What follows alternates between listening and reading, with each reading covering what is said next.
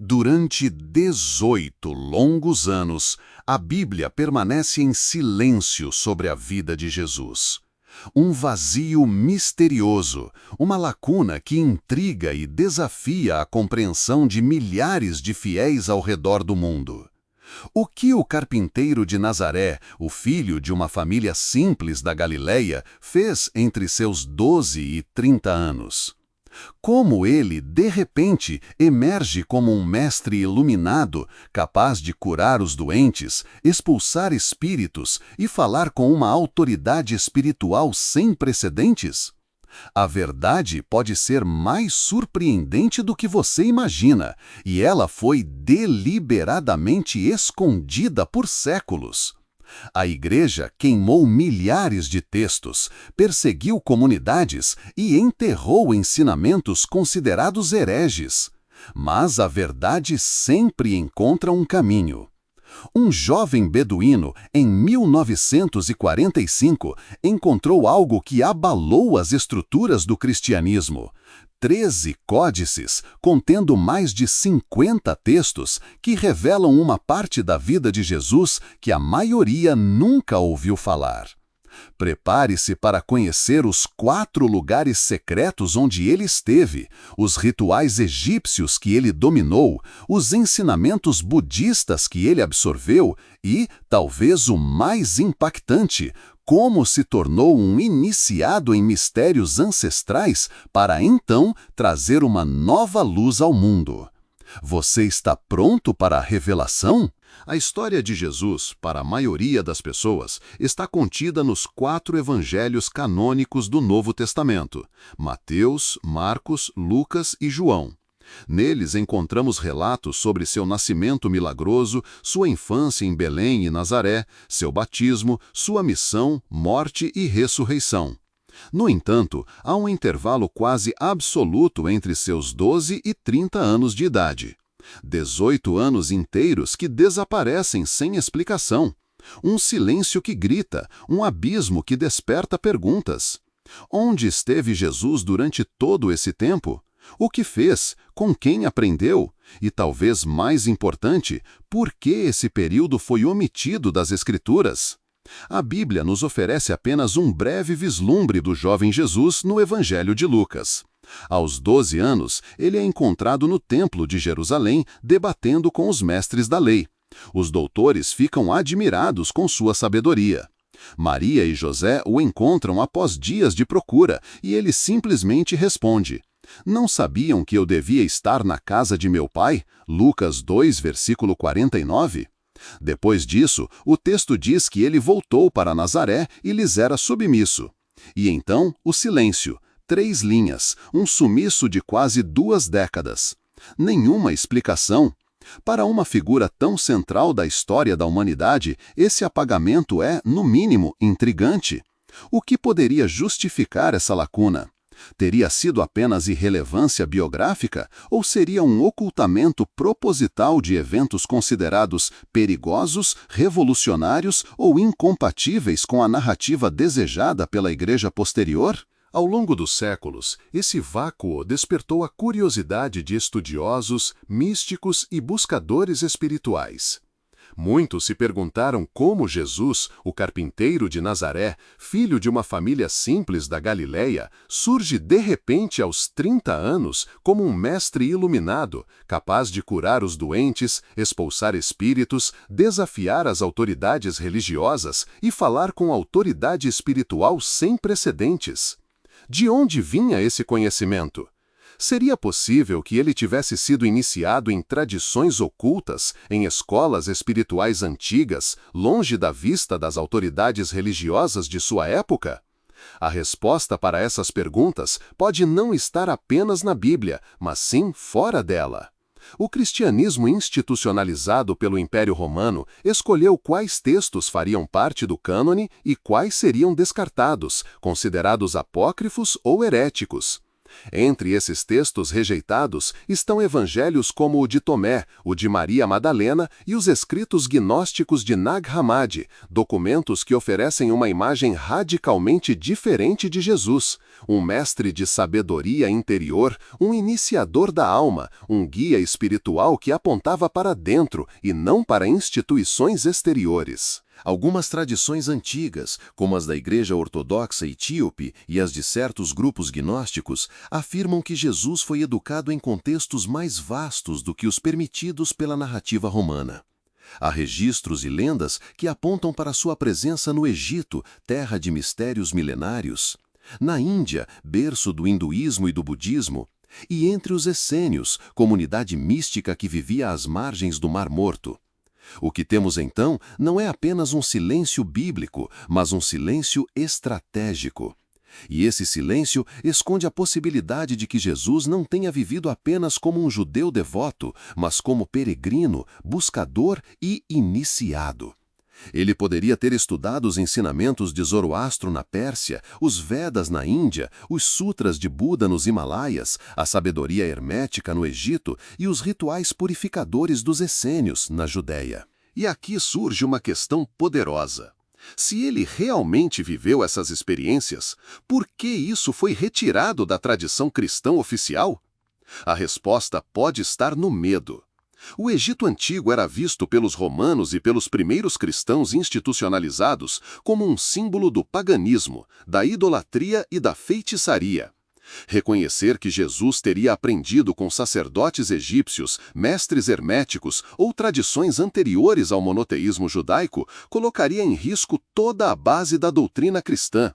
Seria admitir que o cristianismo não foi uma ruptura, mas sim uma continuidade, um ramo de uma árvore muito mais antiga. Além disso, havia um impacto político. Ao vincular Jesus às tradições ocultas do Egito, estaria se fortalecendo a visão de que cada ser humano pode acessar diretamente a divindade sem necessidade de uma igreja, um papa ou um sistema doutrinário. E isso seria intolerável para uma instituição que estava sendo moldada para dominar reinos e consciências. O Egito, portanto, não é apenas um lugar geográfico na vida de Jesus, é um símbolo. Representa o encontro entre o humano e o divino, entre o mundo visível e o invisível, entre o mestre e o mistério. É no Egito que os deuses morrem para renascer. É no Egito que os iniciados enfrentam as sombras para encontrar a luz. E talvez tenha sido lá que Jesus aprendeu o que não podia ser dito, apenas vivido. Em vez do mestre espiritual libertador, foi moldado o salvador institucionalizado. Em vez do buscador de sabedoria, foi promovido o ícone do sacrifício e da obediência. O silêncio dos evangelhos sobre esses 18 anos pode não ser apenas um vácuo histórico, mas um véu proposital colocado sobre um caminho de iniciação espiritual que Jesus percorreu longe dos olhos do império e da religião organizada. Este silêncio é talvez o convite mais poderoso do Evangelho, o chamado à busca. Porque onde a história silencia, a alma começa a ouvir. Onde a narrativa falha, a intuição desperta. Onde o sistema cala, o espírito sussurra. E se esses 18 anos foram os mais importantes da jornada de Jesus? E se neles ele descobriu quem realmente era e com isso nos ensinou quem nós também somos? Está na hora de escutarmos o que foi silenciado. O silêncio fala. Primeiro lugar secreto. O Egito. O Egito, berço de uma das civilizações mais antigas e místicas da história humana, guarda em suas areias segredos que desafiam a lógica e o tempo.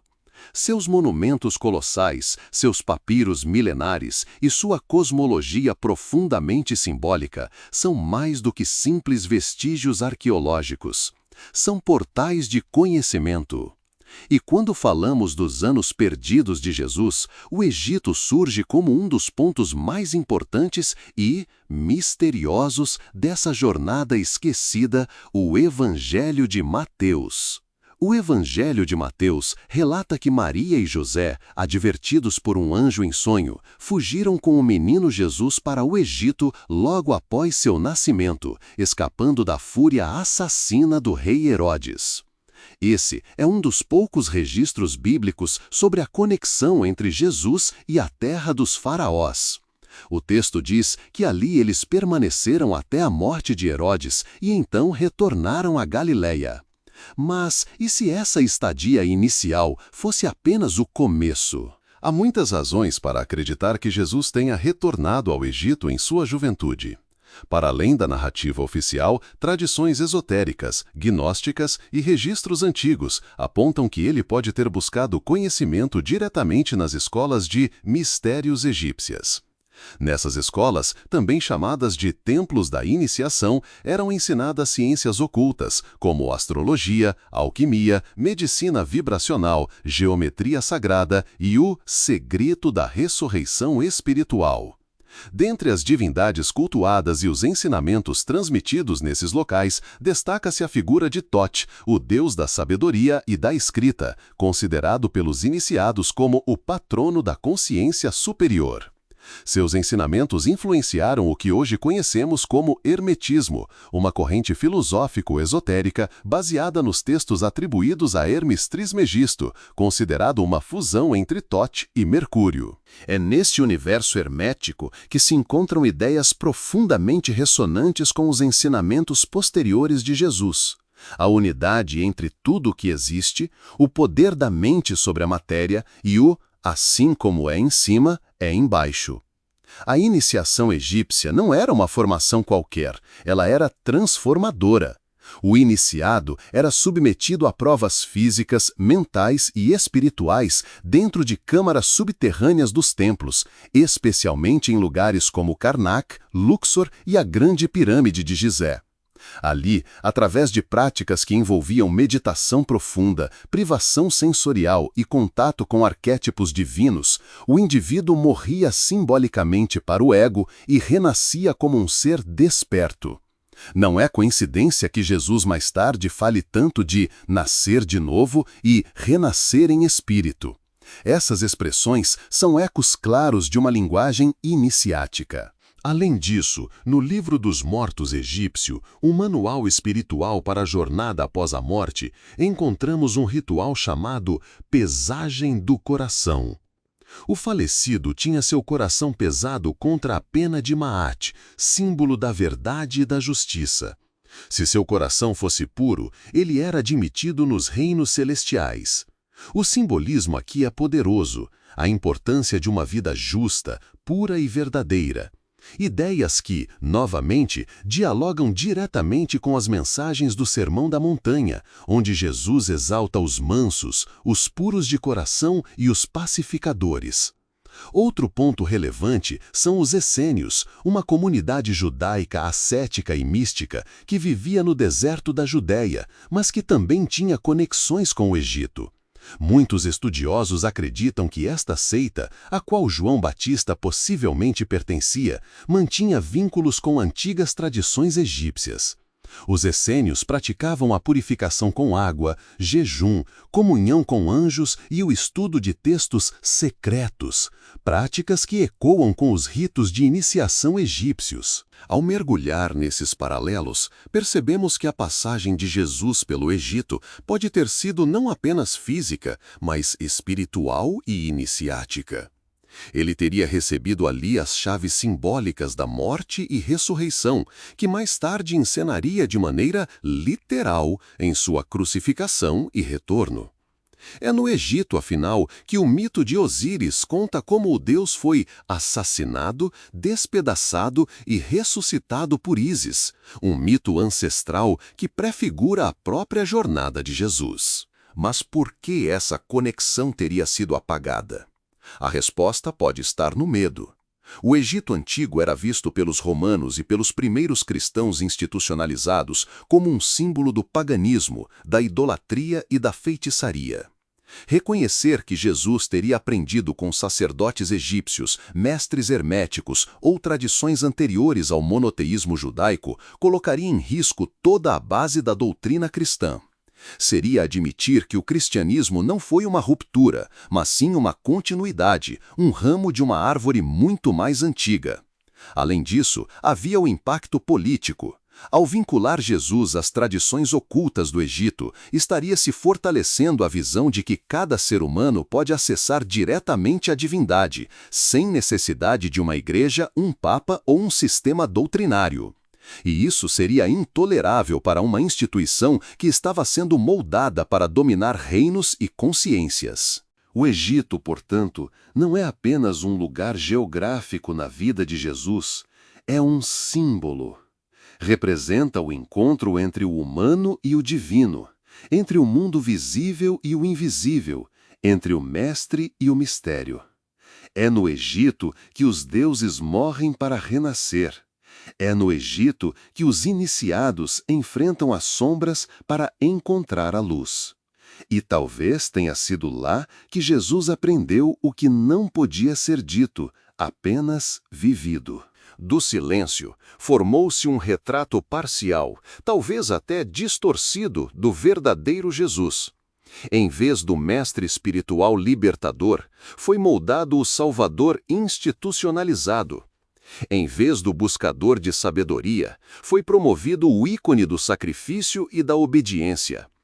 O silêncio dos evangelhos sobre esses 18 anos pode não ser apenas um vácuo histórico, mas um véu proposital colocado sobre um caminho de iniciação espiritual que Jesus percorreu longe dos olhos do império e da religião organizada. Este silêncio é talvez o convite mais poderoso do Evangelho, o chamado à busca. Porque onde a história silencia, a alma começa a ouvir. Onde a narrativa falha, a intuição desperta. Onde o sistema cala, o espírito sussurra. E se esses 18 anos foram os mais importantes da jornada de Jesus? E se neles ele descobriu quem realmente era e com isso nos ensinou quem nós também somos? Está na hora de escutarmos o que foi silenciado. Segundo lugar secreto: a Índia e o Tibete. Imagine, por um momento, Jesus não apenas como o profeta do deserto ou o carpinteiro de Nazaré, mas como um jovem peregrino espiritual cruzando desertos, montanhas e rios em busca da verdade. Um buscador, um discípulo da sabedoria universal. Agora, imagine esse jovem caminhando por antigas trilhas comerciais rumo ao Oriente, penetrando os mistérios milenares da Índia e do Tibete. Será que o jovem Jesus, entre os 13 e os 29 anos, esteve ausente da narrativa bíblica porque estava no Himalaia? Essa hipótese, embora ignorada pela tradição oficial, é sustentada por múltiplas fontes históricas, relatos orais e documentos que sobrevivem nas margens da história. O principal responsável por trazer essa teoria à luz foi Nicholas Notovitch, um explorador e estudioso russo que, em 1887, alegou ter descoberto manuscritos sobre a juventude de Jesus no mosteiro de Emis, no Ladakh, região montanhosa do Tibete. Lá, os monges lhe teriam apresentado registros que falavam de um sábio chamado Issa, nome que, curiosamente, também é como Jesus é chamado no Alcorão. Segundo esses escritos, Issa teria vindo do Ocidente, estudado os Vedas, convivido com brahmanes e budistas, aprendido a compaixão e a não violência, e desafiado sacerdotes corruptos por explorarem o povo. As descrições sobre Issa não apenas ecoam os ensinamentos de Jesus, mas antecipam seus princípios centrais: o amor ao próximo, o desapego dos bens materiais, a igualdade entre todos os seres e a conexão direta com o divino. A história contada por Notovitch foi ridicularizada e censurada pela maioria dos estudiosos ocidentais da época, muitos deles ligados à Igreja. Ainda assim, diversos autores e místicos, incluindo Swami Abhedananda e Nicholas Roerich, confirmaram posteriormente a existência de manuscritos semelhantes. A figura de Issa tornou-se um enigma espiritual e um desafio para a teologia convencional. Na Índia, o jovem Jesus teria tido contato com os Vedas, as mais antigas escrituras sagradas da humanidade. Ali, aprenderia sobre o conceito de Atman, a alma individual, e Brahman, o todo divino, compreendendo que Deus não está fora, mas dentro de cada ser. Teria estudado com os sadhus, monges ascetas, aprendido yoga, técnicas de respiração, jejum prolongado e estados meditativos profundos. Ideias como karma, reencarnação, iluminação e a interconexão entre todos os seres poderiam ter influenciado diretamente a visão espiritual de Jesus. No Tibete, Jesus teria conhecido o budismo em sua forma mais pura. Os ensinamentos de Buda, que pregavam o desapego do sofrimento, a compaixão universal e o caminho do meio, ressoam profundamente com muitas das mensagens deixadas por ele. A semelhança entre o Sermão da Montanha e os ensinamentos budistas sobre o amor e a humildade não é coincidência. Ambos falam ao coração humano, além das religiões e rótulos. Imagine então Jesus observando monges em meditação profunda, ouvindo mantras ecoarem pelas montanhas, sentindo a paz de um silêncio cheio de presença. Essa experiência teria deixado marcas indeléveis em sua alma, preparando-o para o retorno ao Ocidente, com uma mensagem universal, livre de dogmas, voltada para o despertar espiritual de cada indivíduo. Não por acaso, muitas passagens do Evangelho soam como ensinamentos orientais disfarçados. O reino de Deus está dentro de vós. Aquele que quiser salvar sua vida, perdê-la-á. Bem-aventurados os puros de coração, porque verão a Deus. Essas frases não são apenas belas palavras, são verdades esotéricas profundas que refletem o estado de consciência alcançado por mestres espirituais da Índia, do Tibete e de outros pontos do Oriente. Jesus, nesse sentido, não seria o fundador de uma nova religião, mas um elo entre as grandes tradições espirituais do mundo.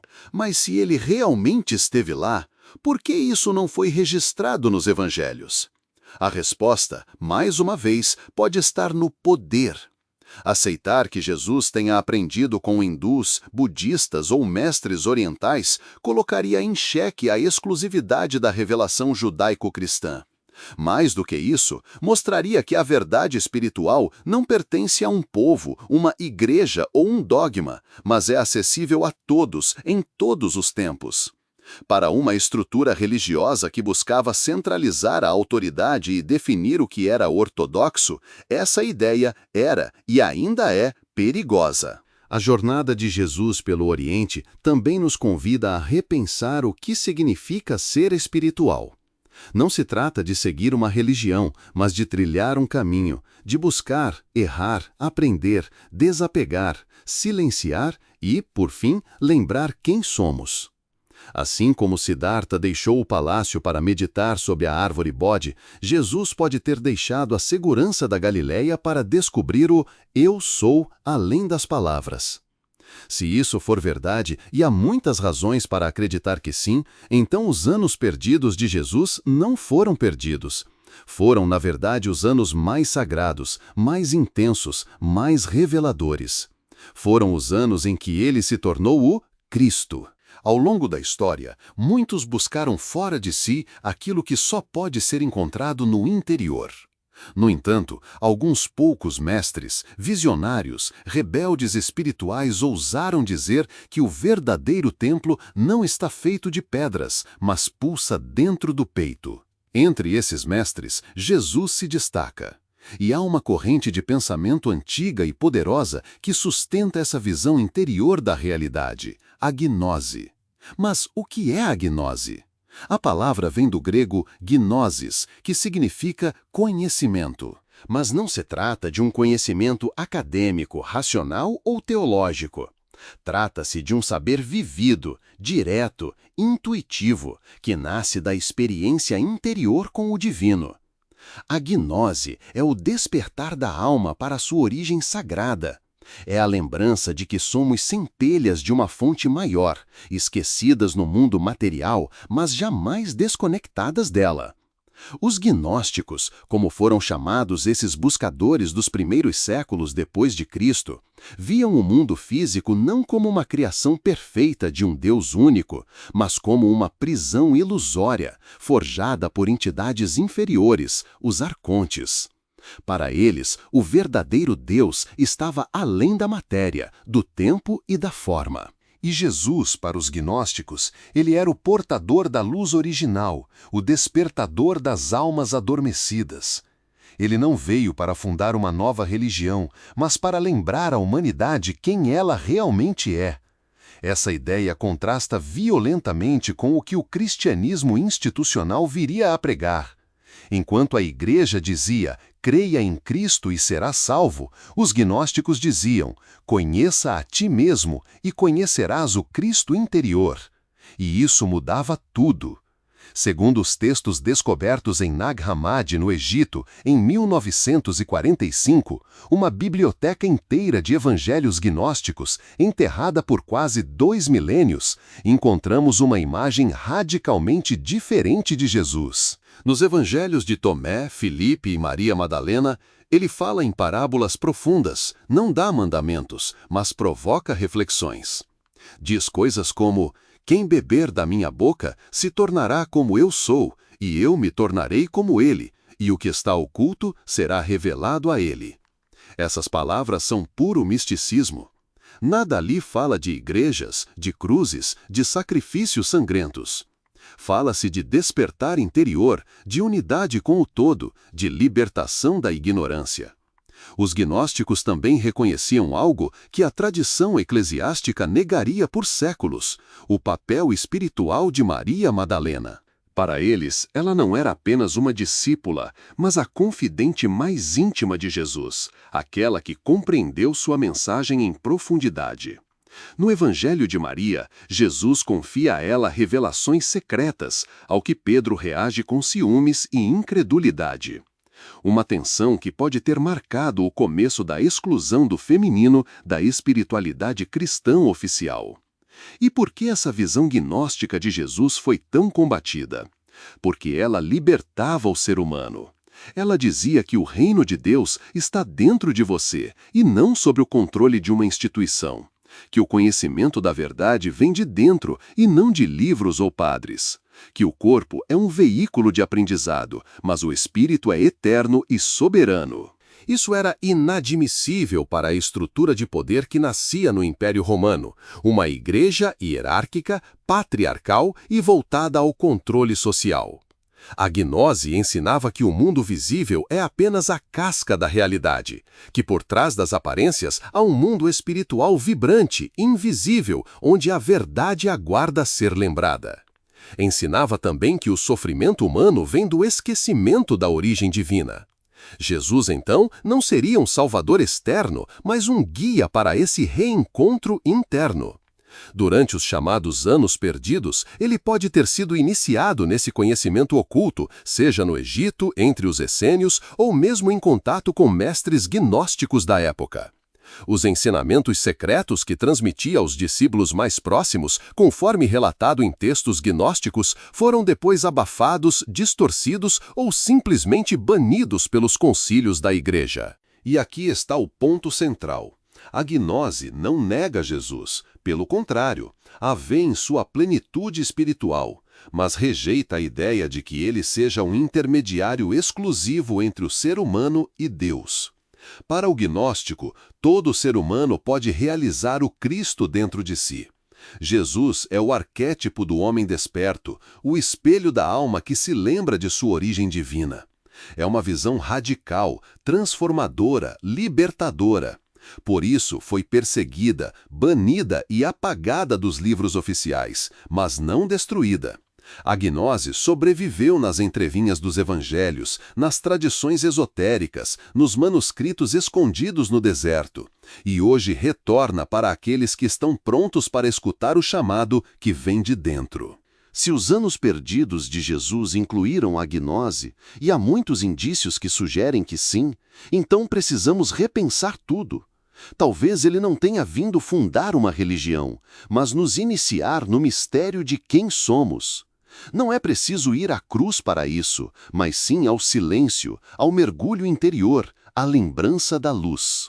Se há um grande mistério na história de Jesus, ele está justamente nos espaços vazios, nos silêncios, nas lacunas, nos livros apagados, nas entrelinhas que sobrevivem ao tempo.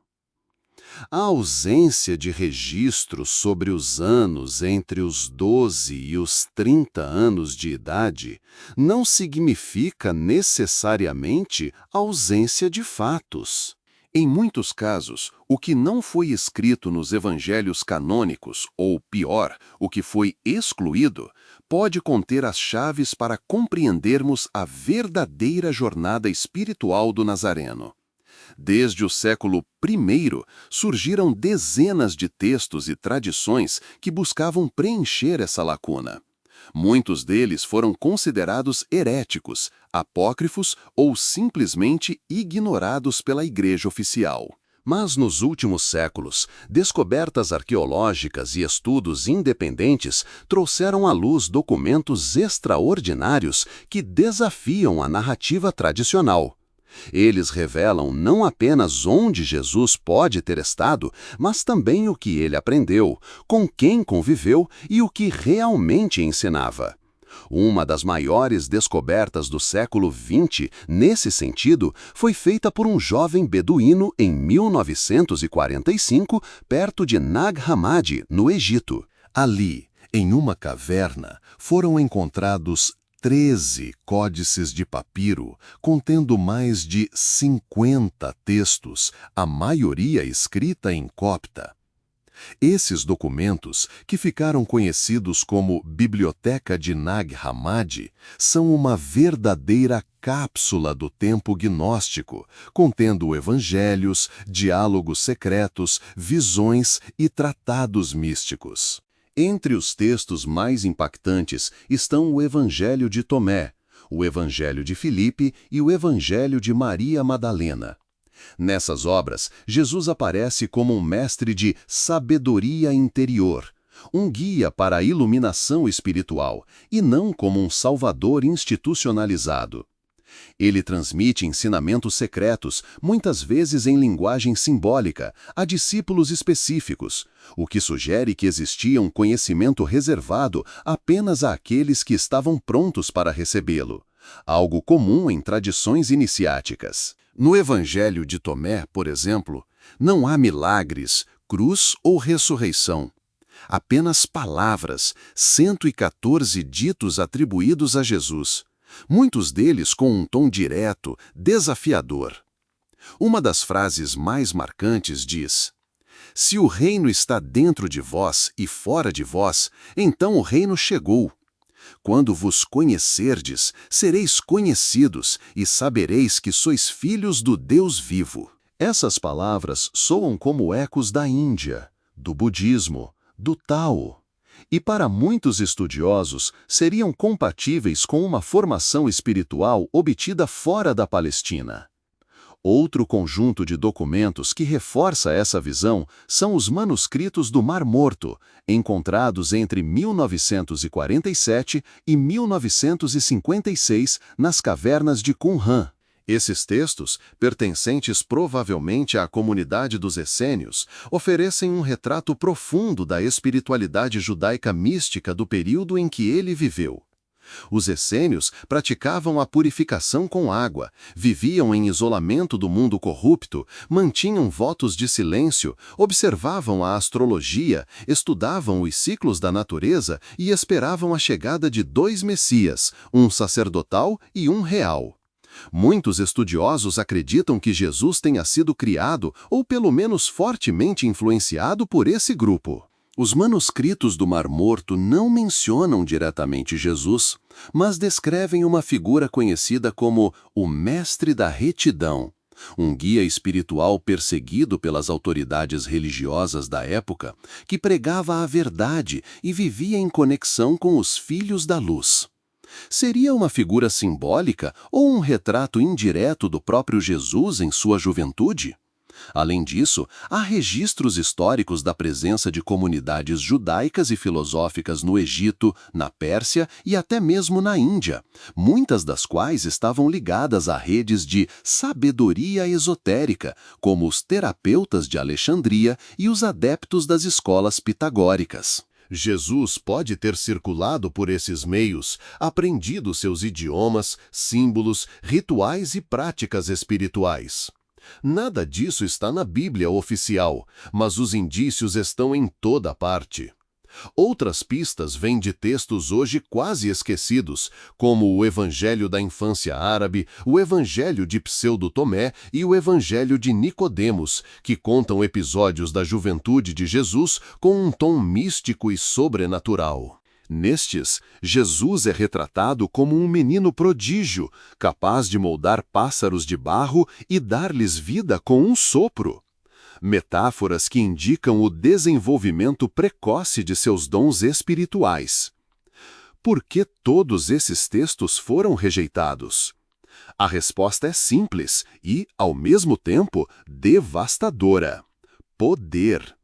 Ao longo dos séculos, a Igreja buscou unificar a fé cristã em torno de uma narrativa única que pudesse ser controlada, institucionalizada e ensinada de maneira dogmática. Evangelhos que falavam de um Cristo interior, que afirmavam que o reino de Deus estava dentro de cada um, eram perigosos para uma estrutura que queria mediar o contato entre o homem e Deus. Em 325 d.C., no Concílio de Nicéia, o imperador Constantino e os bispos aliados decidiram, por razões tanto teológicas quanto políticas, quais livros fariam parte do Novo Testamento. O que ficou de fora foi condenado à obscuridade, rotulado como heresia. Mas a verdade nunca pode ser enterrada para sempre. Hoje, com o avanço da arqueologia, do acesso digital e do despertar espiritual coletivo, esses textos estão sendo redescobertos. Eles revelam não um Jesus inventado, mas um ser humano extraordinário que transcendeu seu tempo, aprendeu com diversas tradições e trouxe uma mensagem universal de libertação interior.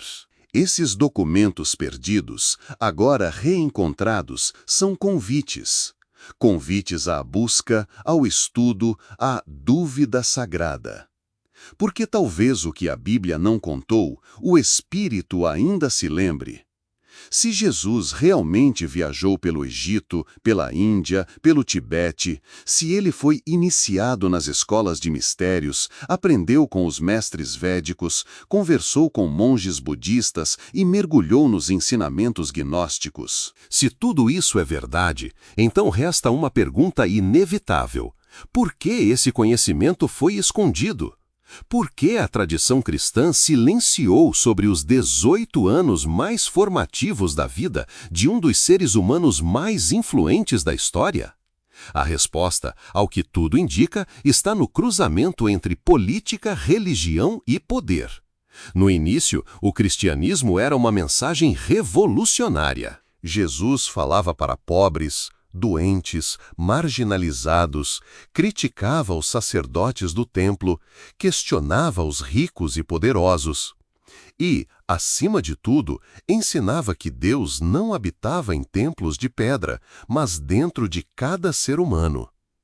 Essa mensagem era libertadora, rompia com as estruturas religiosas do judaísmo da época, desafiava a autoridade de Roma e, ao mesmo tempo, apontava para um caminho espiritual universal que ia além de nações, rituais e escrituras. Mas com o passar dos séculos, essa mensagem começou a ser moldada por interesses que nada tinham a ver com iluminação interior.